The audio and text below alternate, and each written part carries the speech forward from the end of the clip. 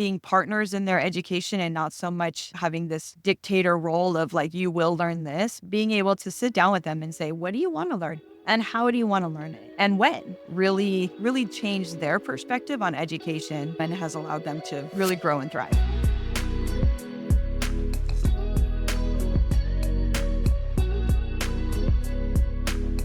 Welcome back to the OpenEd podcast. I'm your sometimes host, Ella, and I'm here with Jamie Lesko. Welcome to the podcast.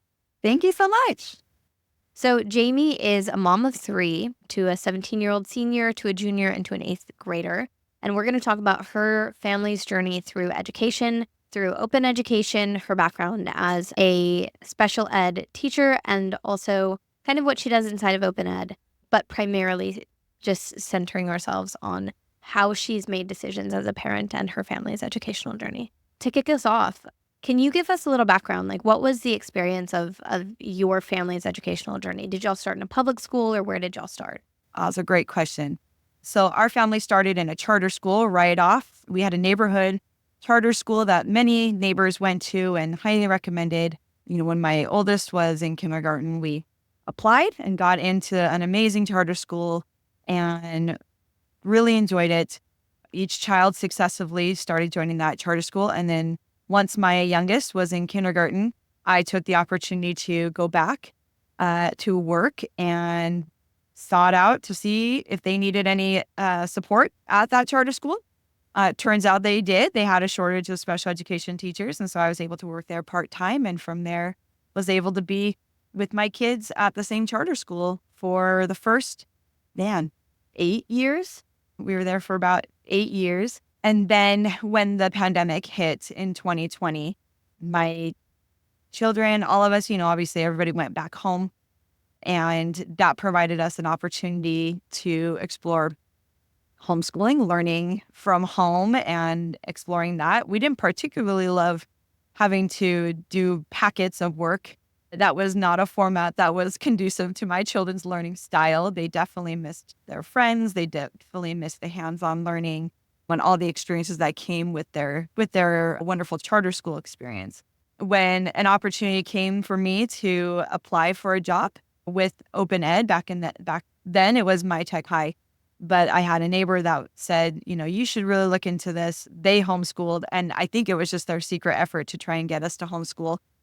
So that we could be in the same neighborhood and learn together. And we had such a great education. I wasn't gonna break anything. I wasn't gonna fix anything that wasn't broken, I guess is what I meant to say. And when really push came to shove and we thought about all that learning from home gave to us, the opportunities that it gave to us, the flexibility that it was giving to us, we really discovered a lot about all the opportunities that are out there regarding education and, having that control and being able to dictate what we learned, how we learned, and when we learned. I can tell you a little bit more about that experience. It just really opened up our eyes to maybe there is a different way. Maybe there is more that we can provide our students here. And so I took the opportunity to work from home. We gave our kids the chance. Did they want to return back to the charter school, or did they want to continue learning from home? They all opted to give homeschool a go. And so we went that route we started on that. We launched right into that. And we discovered a lot of things. A few things that we discovered is that I have a child who really liked to do math at 10:30 at night. And if we were in the charter school, that would have been completely irresponsible for me to let her do that. We had to get up early in the morning every day. We had to start our day at 7 o'clock in the morning. Because like I said, I was a teacher at that school. So I had to be there before students arrived. And as a special education teacher, my meetings were after school. So we were there relatively late as well. And that meant that my kids were in tow. They left when I left. They arrived when I arrived. And they had to stay, afterwards. And even though I encouraged them to do their homework while we were in the school setting, they always tended to keep their homework for when we got home. So coming home late meant dinner, activities, homework, lessons, practices, everything happened between 5 p.m. and hopefully before 10 p.m. so that we can actually get to bed at a decent time. But, allowing my child to do math homework at 10:30 at night was not something we would have been able to allow Mm-hmm. uh, with a schedule like that. So that was definitely really eye-opening for our family and something that we decided was worth exploring more. Yeah, that all sounds incredible. I want to take us back to your charter school experience because you said a lot of great things about it, right? You Good. said that it was a neighborhood charter school. What did they learn there? Like, what were the unique things that they got from the charter school that they loved? And what was it also like for you, inside on the admin side and on the teaching side of this charter school? Yeah, so it was a smaller charter school. Maybe, man, we probably had maybe 150 students between K to ninth grade. It was a really small charter school. Maybe there was 200. I don't know. There just wasn't very many students, it felt like. It was a classical traditional education. So a great writing program, excellent scaffolding, teaching methodologies for math and social studies, just a lot of really rich text and literature. So really great things that I felt like my kids were very much engaged in. They learned a lot. They had a wonderful foundation in their education. As a teacher there was some struggles that were happening within the organization of things, and the communication was not always awesome between administration and teachers and parents. On the special education side, we had, some compliance issues because we were small and our resources were minimal. We did our very best to try and make sure that we were compliant, but there were definitely lacking. And a severe area of lacking in that particular school setting was there was no technology. Students had one opportunity to utilize a computer lab to learn those technology skills. It was just a very old-fashioned thinking. And while I support the desire to shelter our children from, minimal technology, it's unfortunately the world that we live in where they need that exposure. And, that was definitely an area that I was like, well, this is interesting. I don't think it put my kids back. They definitely are engaged in technology, just like any other teenagers are these days. But it was something that was interesting, an interesting philosophy to avoid, the Mm-hmm. technology and not utilize it as much. Even as teachers, we did not have very much in technology. I mean, you can imagine we had those really old-fashioned projectors. Do you remember like the overhead projectors? I had to use that to teach hitting and math. Uh, well before 20 or just in barely early or 20, late 2019s and stuff like that. So anyway, it was very interesting, but just very valuable philosophies and character, trying to teach character. Like I said, I feel like my kids had a Mm-hmm. wonderful foundation in their education, and we definitely utilize that as a launching point to help us in homeschool. So you create this foundation at this charter school, and then COVID happens, and you get the opportunity to start thinking about and talking to more people about homeschool, right? And you're Yep. telling me this a little bit before, but like without that as the jumping off point or as the inflection point where you were kind of forced to ask, okay, is this the best way for my kids to learn? Right? Packets of just work Mhm. to do as opposed to actual learning. Mhm. What was that experience like for you learning about homeschool initially and trying to figure out, what is the best way for me to help my kids learn in this, difficult period? Yeah, I was definitely very resistant to homeschooling, mostly because I just didn't feel like I was qualified. I'm a teacher, I have that education, I have that background, but I felt like I was not going to be able to meet my children's needs. They all had amazing teachers at this charter school, and I was like, there's no way I can match all of these incredible teachers who specialize in these specific categories. How am I going to encompass all that and be the teacher for all the subjects?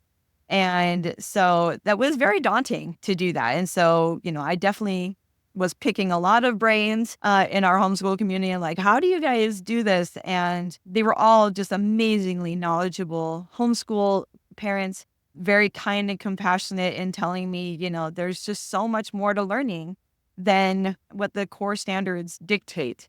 There's so much more about life than, what their textbooks are going to tell them. And that really opened up my eyes a little bit. It's hard to come out of this box, right? When you're like, no, my children must do it this way because this is the way I did it. I want them to experience all the same things. But really, when I had those opportunities to really sit down and explore, man, your eyes get open to just so many curriculums, so many opportunities. When you think outside the normal 7 to 3 p.m., this is when learning has to happen window, you realize just all that's available to you within your community, within your own neighbors and families. It allowed us to be able to, not only was I able to teach some things, but we could utilize the expertise of our neighbors next door on the things that they know. My own husband was able to take opportunities to grab an open and go curriculum and engage in the learning of our kids. And it was just really amazing to see it all just come together, and to watch my children actually start enjoy learning and to take a little bit more responsibility for that, being partners in their education and not so much, having this dictator role of like, you will learn this, being able to sit down with them and say, what do you want to learn? And how do you want to learn it? And when? Really, really changed their perspective on education and has allowed them to really grow and thrive. How were you learning about homeschool initially? So were you involved in, I don't know, like Facebook groups, or you mentioned that you had a neighbor that was a homeschooler? How were you first starting to change your mind about like these massive things? What does it actually mean for my kid to learn? Or when does learning actually happen?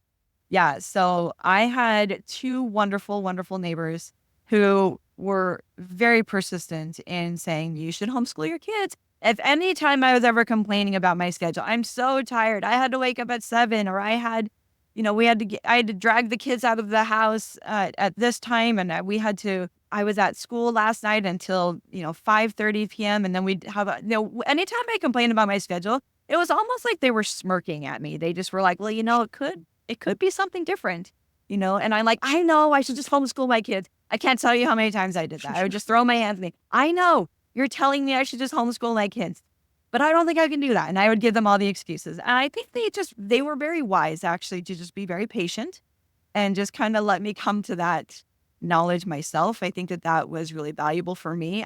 I can be a fairly stubborn person. I feel like I know what I need to do, and I'm going to do it the way that I need to in order to do it right. And it really did just take a moment for them to just be like, it could look different. You could do these things. It doesn't have to be this way. And, and their kids were amazing. They all had amazing children that were thriving, and they were passionate. I think that's really what got me, is just how passionate a lot of their kids were in the things that they were learning. I'll give an example. One of their sons is a phenomenal piano player and has been from a very young age, like just exceptional. And my own children were taking piano at the same time, but they were not able to dedicate as much time and effort into learning their instruments because they had all these other things that they had to take care of, and time was just our enemy. And so it took me a minute, but once the pandemic pushed me into it, man, I'm so, I don't know, you'll hear very many people say they're grateful for the pandemic, and I'm certainly not grateful for it, but there's definitely a lot of silver lining that came out of it for our family, that allowed us to think of things a little bit differently. It changed our perspective on a lot of stuff. Wow. What was that experience for your kids? So, like, you're expanding your perspective. They're going through COVID. Obviously, they're not loving their education, but what, if you could speak for them, what were they going through? And then how did you start to introduce more homeschool ideals? Oh, man. My son would be on the floor regularly melting down. He was not enjoying all the expectations. But you have to understand, I was a teacher. I was, trained to be a teacher. And, so I did what a lot of homeschool families will actually caution against, which was I was bringing school home. So I had a schedule, we had a dedicated space, I had desks for each of my kids, and they had schedules and planners, and they had all these things that I felt like this is what they needed, because I was trying to bring them the school experience back home and make it as similar to what they have already experienced in their life as possible. And it was not going well. It did not start out well. Sure, there would be moments that were amazing. I have a picture. It's one of my very favorite pictures of, we had a little space above our closet in our house because we had vaulted ceilings. So, sometimes they jut out the closet and there was like a little lofty thing there. And I have a picture of all three of my kids doing their schoolwork sitting on top of this closet loft.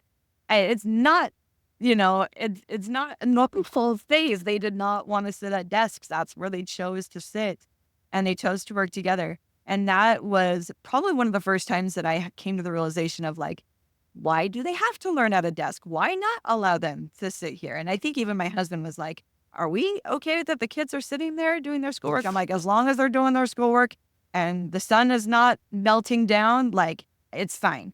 And that's really one of the most, that was just the beginning of some of the realizations that we were having, that it's like, this is okay. This is okay, that this is not normal. And for them, it was hard. It was really tricky for them at first. But I think the more they discovered that freedom and the flexibility, being able to sit wherever they wanted to sit, being able to dictate when they did their different subjects, how much time they spent on each subject. Like I said, I had a child who, opted to do math at 10:30 at night. And the reason why she did that was because that was when her brain was on and the house was quiet. Having the distractions of everything else, everyone else working, like, was not engaging for her. She had a difficult time focusing on her work when everybody else was bustling about doing different things. So I think from their perspective, it started out a little bit more difficult, but they probably learned within a year. I think it took that first year to kind of realize this is what we're doing. And the more my husband and I really pointed out to them, like, we would not be able to do this if you were in a traditional school right now. We would take vacations on off breaks when, everyone else was in school, but we could go take a trip we actually took a trip to Texas over Halloween. You don't have a long break for Halloween, but we went and visited family in Texas during that time, and we took school with us. And, it was really amazing for our kids to see, like, we would not have this opportunity if we, unless we had a more open and flexible schedule to make this happen. So they came around, and every year I give them the opportunity. I'm like, okay, anybody ready to go back to school? And we are on our 4th year of homeschooling. Like I said, I've got I've got a senior this year, and I keep asking, I'm like, are you sure you don't want to do your senior year at the local school? And she's like, no, I am good. She has goals in mind. She's got like the next 3 years of her life planned, and I don't think that would have been served better than at home.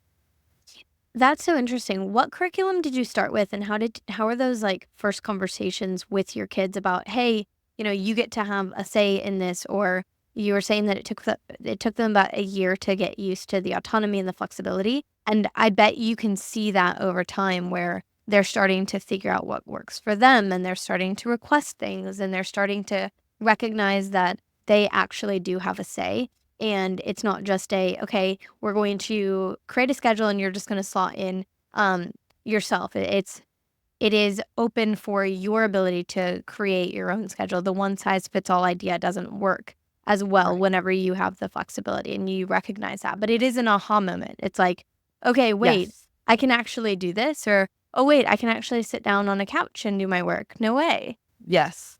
So when we first started homeschooling, because I was so nervous about it and just wanted to try and keep things to what I already knew, and I didn't want to throw too many changes at my kids, that's where I started. I started with, what curriculum are they using at their charter school? Because I knew that worked. It was something my kids were accustomed to. We didn't have to create new processes around new curriculum. We were able to just insert and plug and play is what I used to just call it. We used to just be able to just plug it in and go.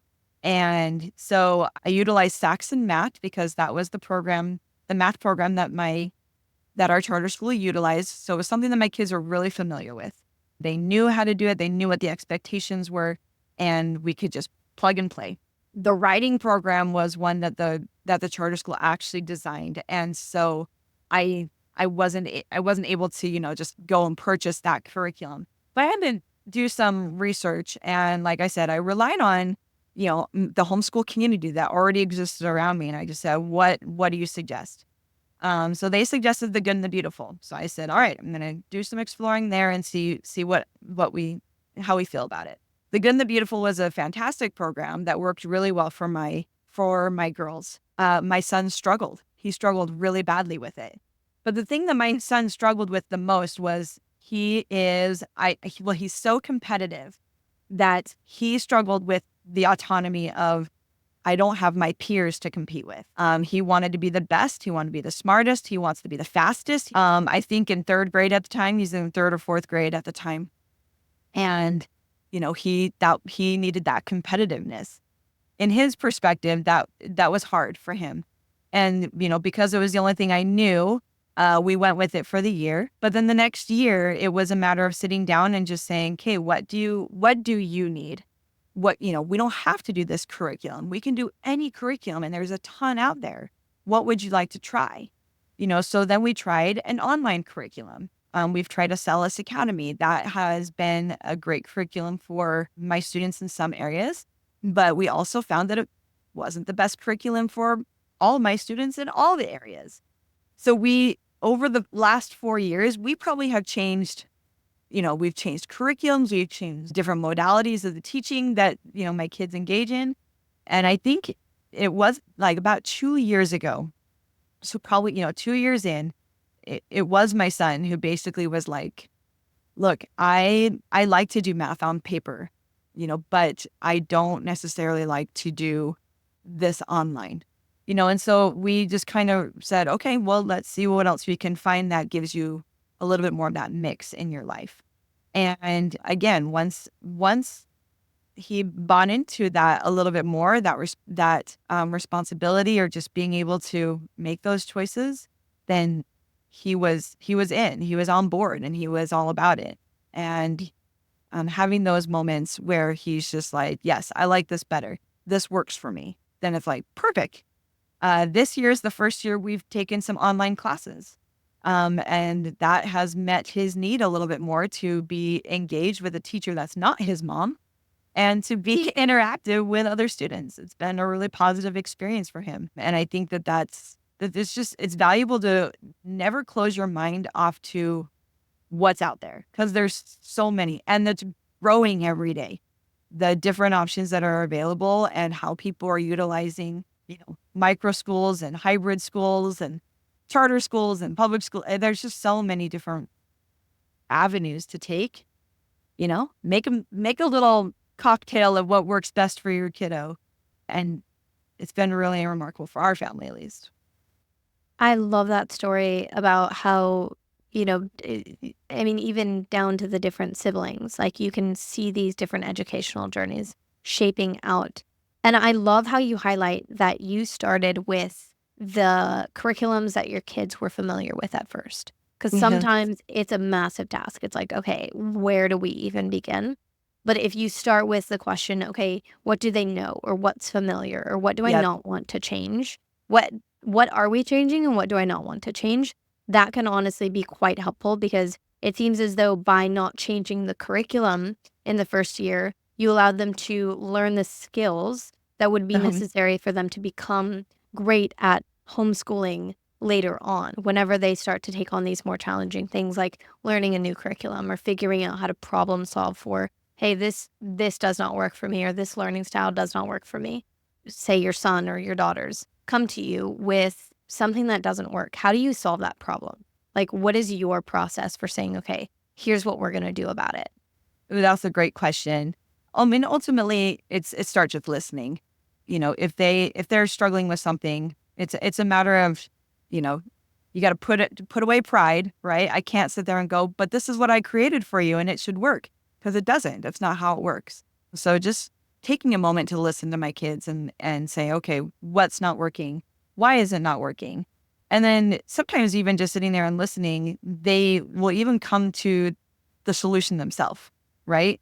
As they talk through the issue, they sometimes come back around to the solution where they're just like, oh, maybe if I tried this, then it's like, great, let's try that. And it may fail. And that's okay too. But we have to try, let's try it and see if it works. And then we'll adjust from there. I think my kids are probably sick of hearing me say that. I feel like I'm always saying, no, let's just try it and we'll adjust from there because we don't know what we don't know. And whenever my own children have come to me and have said, I don't like this, I do require them to give it a little bit more than a day. My rule is kind of 2 weeks. In the special education world, you always kind of try an intervention for 2 weeks.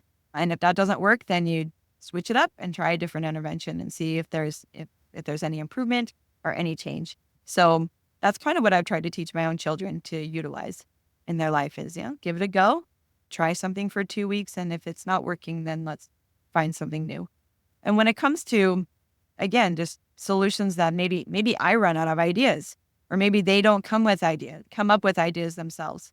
It's just a matter of reaching out to your resources. Like I said, lots of conversations with parents who have done this before, even professionals. I know that I've had discussions with my children's own doctors where I just am like, look, this is a struggle for them. How can I help resolve this? And, there's so many people that have so many great things and have lots to share.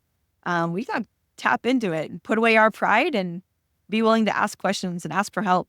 Because there's no way I can do what I've done without, going to people who may know a little bit more than me. Oh yeah, so many people. And the cool thing is that as the world becomes more interconnected, then people can find each other a lot more easily. And there are so Yes. many people, I've been so surprised and pleasantly surprised by how many people are just so excited to help other families who get into this space. That begs the question though, as you have gotten into this space and become a homeschool parent, what has that meant for you and the role that you take on inside of your family? How much are you doing for your kids? How much is autonomy versus you helping to lead them and to walk with them? It's been really interesting and strugglesome, right? I don't know if that's a word, but it's been a trial. I jumped into working from home full time because as a teacher, I was full time. So being a full time working parent and full time homeschooling my children, we definitely had to find a good balance of teaching, learning, working independently, dependently. Especially, like I said, my youngest at the time was in 4th grade, and 10 is older, but not necessarily old enough to be doing lots of independent work. There's still a lot of learning that he needed to do, and so it was trying. But I was grateful for the flexibility that I had, not only in the workplace, but in the flexibility of my own husband's workplace. That we could switch off, we could take turns, we could sit by our children and navigate things. And as they got more confident in their individual and independent learning skills, it'd been hands off probably for the last year, at least, if not more, where my kids can, have a little bit more, take on that accountability. They're a lot more responsible. They know what they need to do. They get it done. And really what we've taught them is where to go to for resources when they need help, what they can do and how they can address their concerns. So, there's methods for that, in a classroom, your kids are taught that they raise their hand. And have you ever had those kids that they've been raising their hand forever and they're just like, nobody's helping me, I've taught my kids, don't rely on somebody else to help you. Go try and help yourself. Go see what you can figure out on your own. And that has been really remarkable for them to be able to learn that skill, because that's what life's all about, is being able to solve those problems on their own. Yes, I absolutely love the emphasis on teaching them to solve their own problems, because I was asking myself the question as you were explaining your kids' journey through homeschooling. how it is that your kids have taken on such radical responsibility in their own education. Because I've heard stories of homeschool families where kids don't care, or kids like it becomes a free for all. And I think that's what a lot of parents are, or at least that's some of the parents that I've talked to in the past are afraid of whenever they think Yes, about confirmed. homeschool. It's like, okay, well, my kid's just going to have unstructured education. Like, how am I going to make sure that they become capable? How am I going to make sure that, if they're not being disciplined, or if somebody doesn't hold these high standards, how am I going to make sure that they're learning what they need to learn and they're going to become the capable adults that they can become? And I think it sounds like you and your husband do a really good job of both emulating what you want your kids to, have in terms of character, and then also helping them to problem solve. So you're there to walk with them, and also you're there to ask them questions like, well, have you looked at this? Like, this is pretty easy to solve. Have you done 1, 2, 3? Or like just challenging them in ways that make them remind them, like, oh, okay, like I can actually do this. Like, I think about this in a work setting too, where it's like, if I go to this person with this question, they're going to ask me if I went here, so I might as well just go here first. Yep. Yep. That's exactly how it's done. And, we definitely have, tried to model a lot of strategies that are not only valuable in the education world, but they're going to be valuable for life, like time management skills, and my children have learned sometimes the hard way when they, run out of time, the consequences that come with that. Oh, you didn't prepare, you procrastinated, and now you're not prepared for this, for your musical concert that's coming up because, you procrastinated your time away.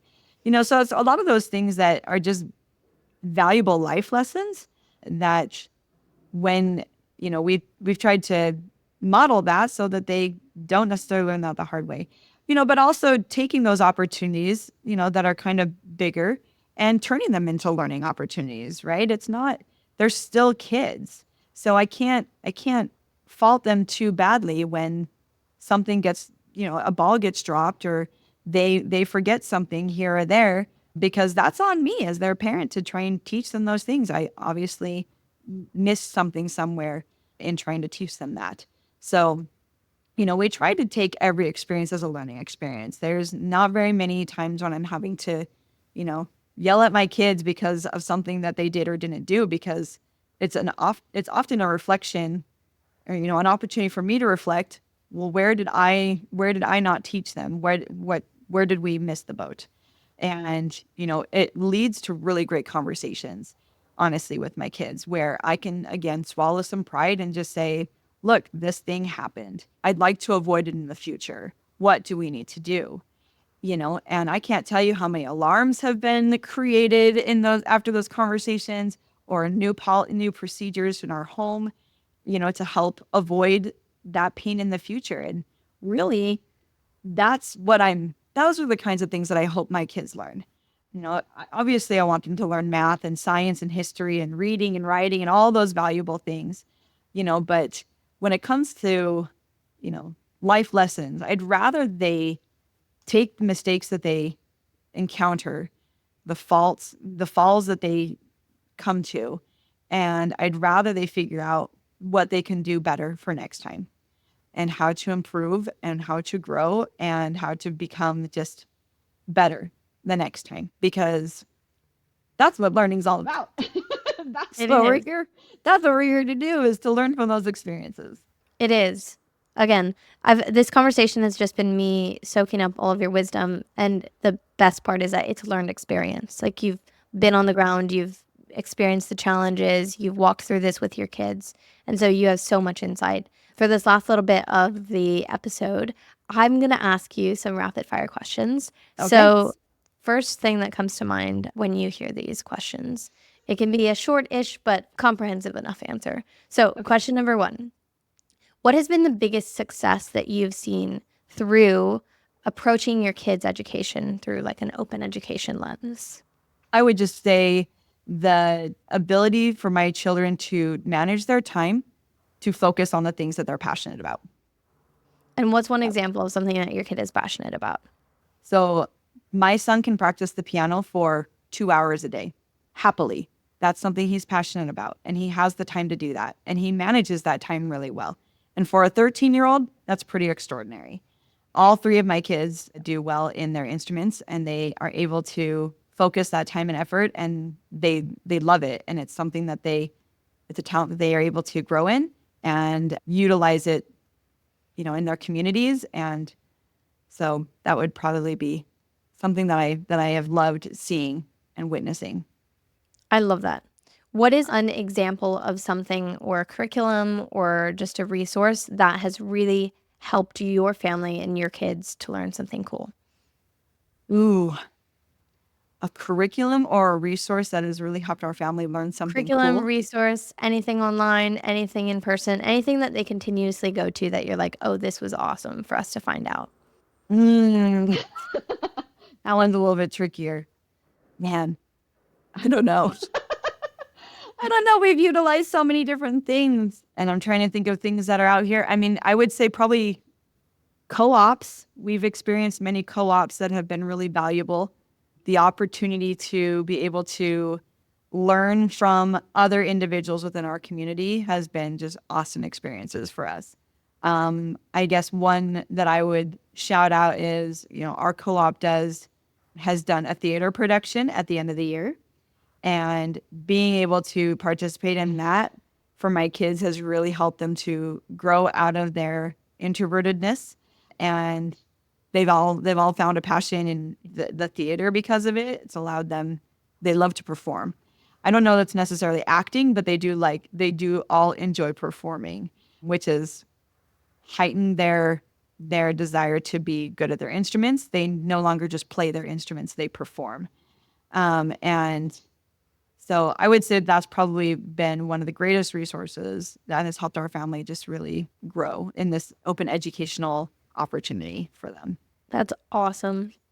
And the last rapid fire question, what do you anticipate or see becoming a challenge in the next year different from this year? Either something that, is a world thing where like it's affecting the way that your kids are learning, or something that's just kid specific. It's an ongoing challenge. I don't know that in the next year it's going to be resolved, but an ongoing challenge and you're probably so sick of hearing me talk about my children and how they love their music, but like my children can't participate in like a band or an orchestra, and that's not something that I can create at home. I mean, I have 3 kids. It's not enough for an orchestra. So, a continuous challenge that I foresee is, just education, departments of education really clamping down on restrictions for children to be able to learn, however that looks.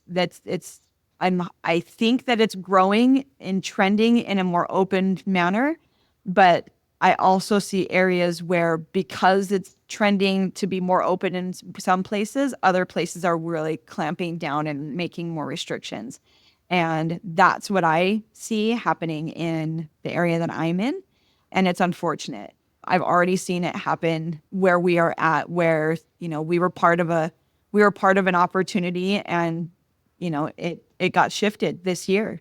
The Department of Education where we live decided to add some restrictions to what we were used to using for the last 4 years. And, that's disheartening to me that in some areas people are opening it up, and they're like, yes, let's allow kids to do this. Let's give them those opportunities because it's focused on the kids. Whereas I feel like there are some areas where it's still focused on the money, the politics, the status, whatever it is. It's hard. And I unfortunately don't see that changing anytime soon in my area, and that's disheartening to me. I love that. That's a fantastic note to end this conversation on. Jamie, you're incredible. Thank you so much for sharing everything. It's been awesome. Thank you so much.